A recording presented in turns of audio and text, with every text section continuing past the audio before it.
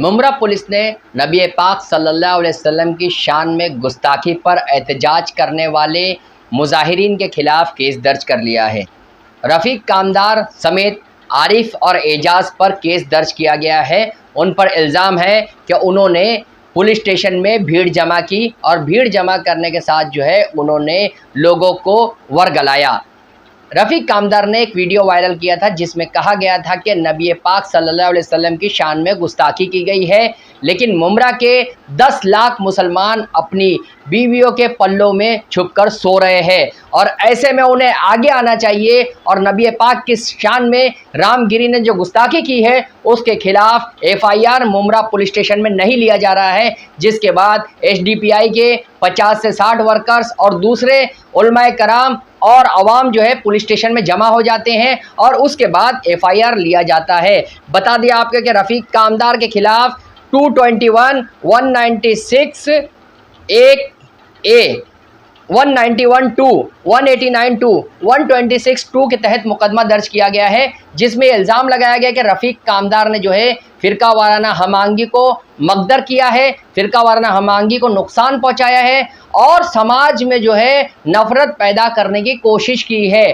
जबकि रफ़ीक कामदार ने इन तमाम इल्ज़ामात से इनकार किया है और कहा है कि ये इल्ज़ामात झूठे हैं और पुलिस ने जो है एफआईआर दर्ज नहीं किया था, जिसके बाद मैंने आकाए नामदार मोहम्मद सल्लल्लाहु अलैहि वसल्लम के नामूस के लिए मुसलमानों से अपील की कि वो पुलिस स्टेशन आकर एफआईआर दर्ज करवाए। जबकि रफ़ीक कामदार के खिलाफ सरकारी काम में मुदाखलत का मुकदमा भी दर्ज किया गया है और पुलिस के एफआईआर में रफ़ीक कामदार को गुंडा और हिस्ट्री सीटर भी बताया गया है।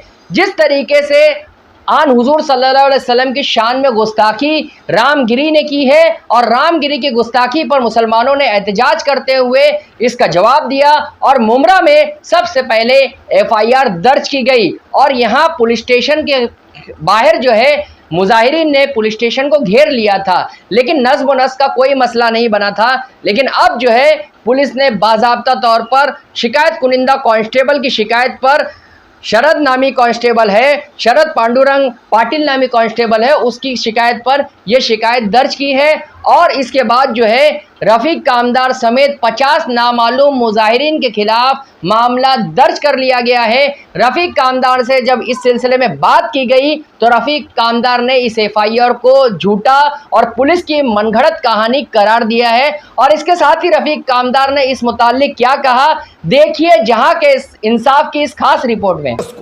नासिक के सिन्नर तहसील के पंचाले गांव में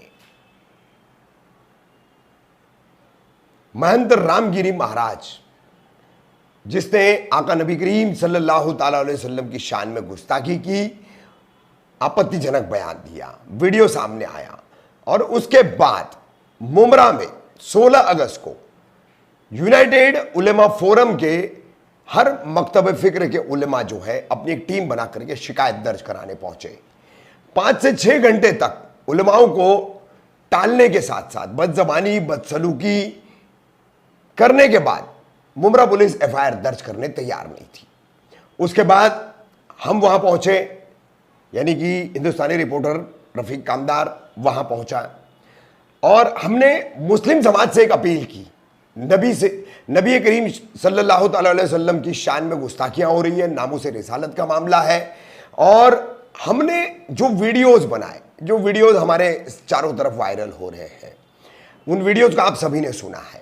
अब जो एहतजाज हुआ उन वीडियोस के बाद, उसको लेकर के मुमरा पुलिस ने हिंदुस्तानी रिपोर्टर रफ़ीक कामदार, उनके साथ काम करने वाले साथी पत्रकार मोहम्मद आरिफ खान और एक कोई एक्स मोइन करके सोशल मीडिया पर इंस्टाग्राम या कोई प्लेटफॉर्म पर आईडी है, जिसने सबसे पहले वो वीडियो शायद शेयर किया होगा, हम जाती तौर पर उनको नहीं जानते। तो ऐसा वो 3, एक वो आईडी और तीसरे है एजाज कादर शरीफ। एजाज कादर शरीफ वो व्यक्ति है जिसे दीवा में लांडिया लांडिया बोल करके मारा गया था और पुलिस ने उस वक्त भी वो हिट क्राइम दर्ज नहीं किया था, जिसकी खबर हमने आपको बताई थी। ऐसे 3 लोगों के नाम दर्ज कर अन्य 50-60 लोग 50 से 60 लाख अन्य 50 से 60 लोग जो है इसमें आरोपी बनाए गए हैं। भारतीय न्याय संहिता जो नई लगाई गई है 1 जुलाई से, उसकी धारा 221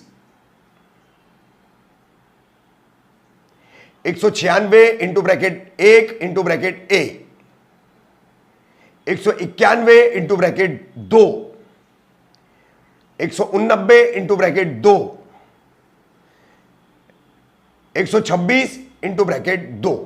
एफआईआर की पूरी कॉपी हम आपको स्क्रीन पर दिखाएंगे, पहले पेज से लेकर के आखिरी पेज तक।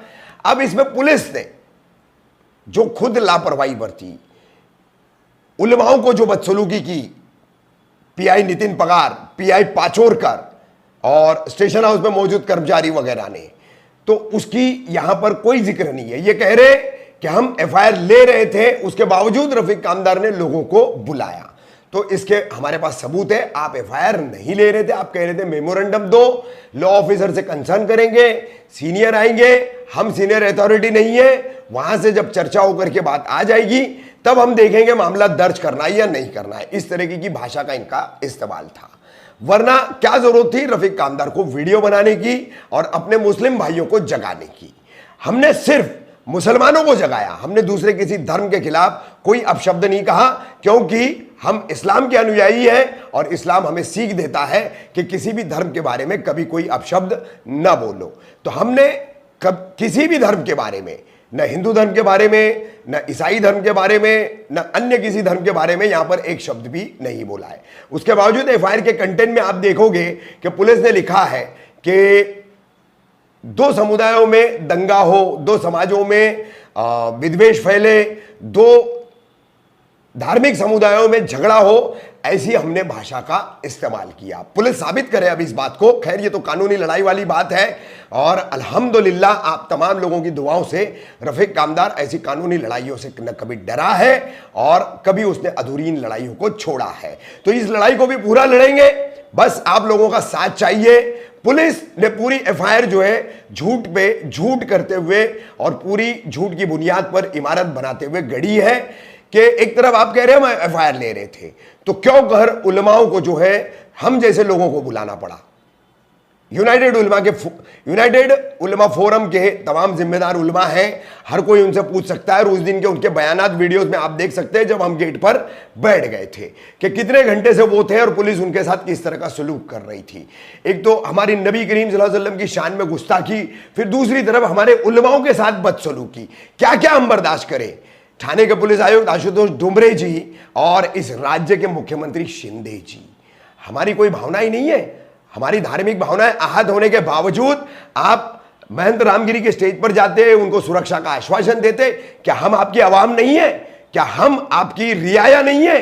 संविधान के तहत आपने शपथ खाई राजधर्म निभा करके हर नागरिक को उसके हर अधिकार की सुरक्षा करने की और देने की, तो फिर यह भेदभाव क्यों? एफआईआर आपने दर्ज की, मैं डरता नहीं है ऐसी एफआईआरों से, और 10 एफआईआर करना आप, मगर ये सिलसिला न रुका है न रुकेगा, इंशाल्लाह आगे बढ़ते रहेगा। ये मेरी जबान है, आप चाहे जो भी कर लो। सूत्रों से हमें ये भी पता चला है कि रफीक कामदार के खिलाफ पुलिस अब एक बहुत बड़ा ताना बाना बुन रही है। बुनिए, लेकिन उस ताने बाने को अल्लाह की जात जो है वो छिन्न भिन्न कर देगी, तितर बितर कर देगी, तोड़ मरोड़ करके फिर फेंक देगी। जैसे 16 अगस्त की रात को आकर के अल्लाह ने जो अपना जलवा दिखाया और मुसलमान जाग करके आया, उसके बाद चारों तरफ क्या हो रहा है सभी जान रहे हैं। तो ये एफआईआर का कंटेंट सुनिए, ये एफआईआर का कंटेंट देखिए, पढ़िए, डाउनलोड भी कर पाएंगे आप एफआईआर को, हम दे रहे हैं आपको। और इसमें कितना झूठ लिख रही है मुमरा पुलिस। ठीक है, आप झूठ लिखिए, हर बार आपने मुझ पर झूठा केस बनाया है और आप मुझे गुंडा लिख रहे हैं। उसके अंदर एक गुंडागर्दी का उदाहरण आप दिखा दीजिए। आप ये अभी बैठे हुए सीनियर पीआई अनिल शिंदे नासिक से आए हुए हैं, पूर्व के यहाँ के जो सीनियर पीआई थे मधुकर कड़ उनके बैचमेंट है। इन्हीं मधुकर कड़ ने मेरा तड़ीपारी का नोटिस निकलवाया था डीसीपी तत्कालीन अविनाश अंबुरे को बोल करके। तो मानसिकता की बात है, व्यवस्था के खिलाफ आप बोलोगे, व्यवस्था पर सवाल उठाओगे तो आपको ऐसी तकलीफ दी जाएगी। लेकिन यहां पर आयशा और दाऊद कामदार की औलाद रफीक कामदार बैठा है, यह बात ध्यान में रखना। मैं मेरे नबी की शान के मामले में न पीछे हटूंगा और न